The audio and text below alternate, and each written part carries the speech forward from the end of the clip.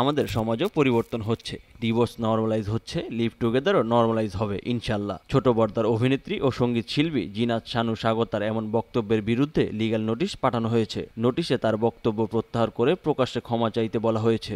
28 December Ariful Khabir নামক একজন ব্যক্তির পক্ষে সুপ্রিম কোর্টের আইনজীবী মোহাম্মদ মেজবাহ উদ্দিন চৌধুরী এই নোটিশটি পাঠান। নোটিশে বলা হয়, আপনি স্বাগতা হাসান আজাদ নামক একজন ব্যক্তির সঙ্গে লিভ টুগেদার করেছেন বলে স্বীকার করেন, যা বিগত 1 বছর যাবৎ করেছেন তাও প্রকাশ্যে স্বীকার করেন এবং পাশাপাশি লিভ টুগেদার করার জন্য উৎসাহ প্রদান করেন। যেহেতু আপনি একজন মুসলমান ধর্মাবলম্বী হওয়ায় আপনার জানা আছে বিয়ের পূর্বে নারী ও পুরুষের মধ্যে সহবাস বা লিভ টুগেদার করা সম্পূর্ণরূপে হারাম। আপনি উক্ত হারাম বিষয়টি নিজে করে অপরকে করার জন্য উৎসাহ প্রদান করেছেন, যার কারণে সমাজে ব্যভিচারের মাত্রা বৃদ্ধি পেয়ে সমাজে এক বিশৃঙ্খলা পরিবেশ সৃষ্টি হবে।